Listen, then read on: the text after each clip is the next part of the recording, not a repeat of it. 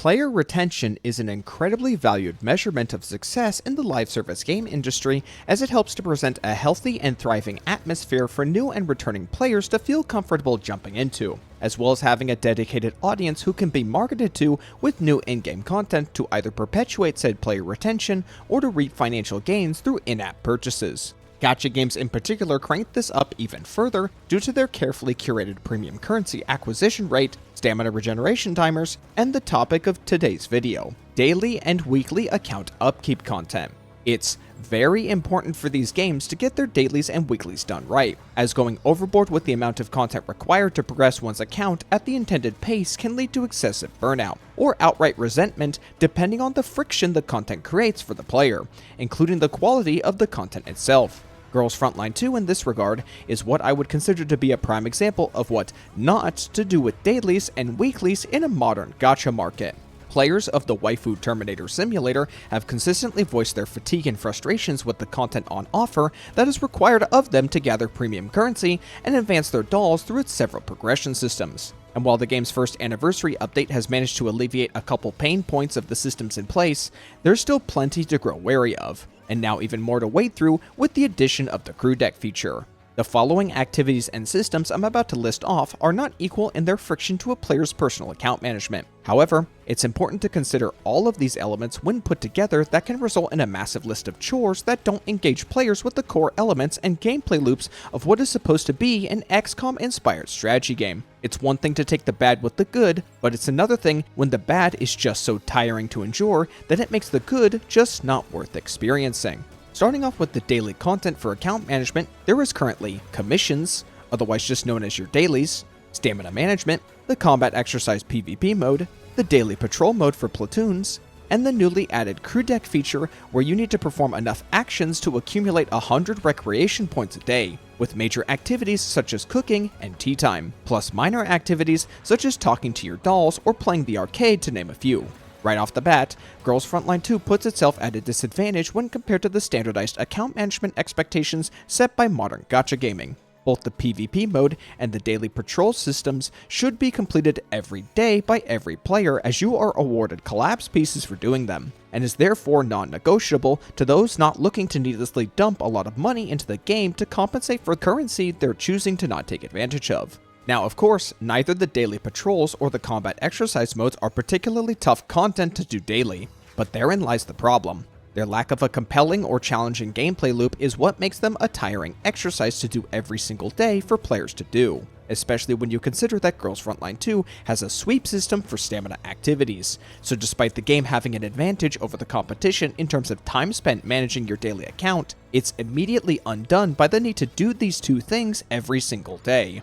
And as for the newly added crew deck, while I enjoy its additions, I can already see myself growing tired of having to sit through even more daily chores that are stuck behind additional loading screens, especially if you're min-maxing the benefits of the crew deck and need to do cooking and tea time first for additional rewards for your stamina activities. Moving on to the weekly tasks, we have the top-down isometric mode Boundary Push and its variation for endgame doll progression in the form of Phase Clash. Boundary Push, I'll admit, was an interesting concept when it first debuted, but after having ran it week after week, I've grown tired of this mode and how there's no reason for you to fight the rooms of mobs in GFL2's turn-based combat, and you should simply just either gun them down while running around or ignore them altogether. In most players' cases, it's objectively faster to straight up forfeit any fight you get into than to play it out, with no consequences whatsoever aside from respawning any previously killed enemies, which is hardly a problem. The slog of Boundary Push wasn't so bad once you got your hands on multiple SMG dolls and just rushed down the 4 weekly bosses, but that all went out the window with the introduction of the Phase Clash mode variation, where you're meant to explore and collect chests for a wealth of resources to progress the newly added remolding pattern system for every doll.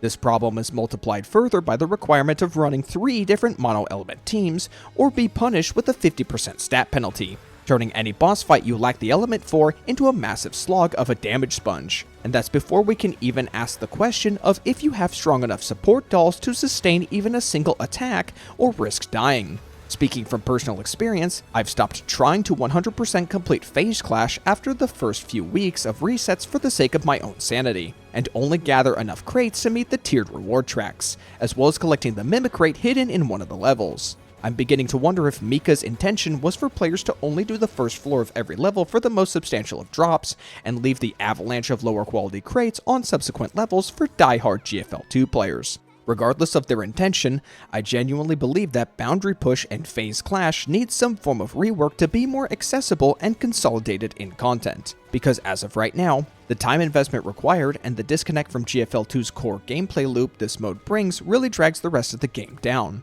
Now, let's talk about the Biweekly content, which primarily focuses on endgame offerings for Girls Frontline 2. Expansion Drills and Extreme Peak, in my opinion, are really good endgame modes, and I don't really have any complaints with either of them. However, Gunsmoke Frontline has definitely outworn its welcome a long time ago for many players, myself included. I don't think there are many longtime GFL2 players left who don't just auto the boss fights in Gunsmoke and leave it at that. Fighting a boss to achieve a score in the style of Zenless Zone Zero's Deadly Assault sounds interesting, especially given the strategy angle that the game has to offer, as well as the leaderboard system with your platoon. But whatever interesting gameplay there is gets sucked right out when players have to run this multiple times over the course of 7 days to meet a reward track that is pretty substantial and you should not be ignoring. I feel confident when I say both Gunsmoke Frontline and the aforementioned Phase Clash modes are two of the largest contributing factors to players' fatigue with turning on Girls Frontline 2, and the exhaustion of having to play these bleeds into players' enjoyment of the other aspects of the game.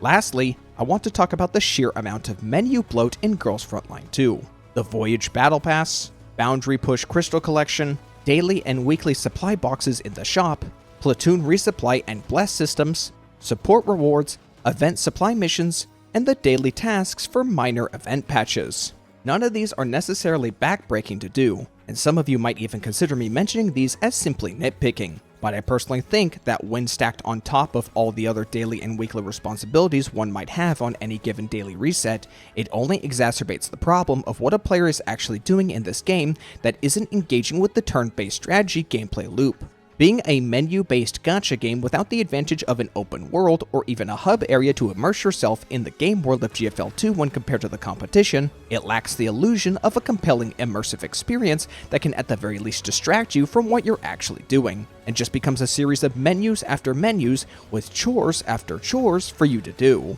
If a player suddenly stops to ponder if Girls Frontline 2 is just a menu simulator, then it could potentially become an icebreaker that leads to them falling off with the game and eventually leaving. And that's the primary issue at the end of the day with this game. Is what you're doing worth it at the end of the day? To give my own personal anecdote, Girls Frontline 2 on its launch and for a while was my favorite gacha game. But the game's ever-expanding list of chores, when compounded with the story content drought we were stuck in until Deep Oblivion and the game's first anniversary, really took the wind out of my sails, and I've been slowly disconnecting from the game, only sticking around with the promise of upcoming dolls that Mika continues to reveal. Now, I would like to take this chance to give credit where credit is due to Mika's quality of life improvements to menu bloat and account management, even if that list is rather small, all things considered. The dispatch system was consolidated to the commission screen. Military simulation was completely removed from the game and its rewards moved to combat exercise, cutting out a monthly chore that I never engaged with beyond forfeiting every battle anyway for the rewards.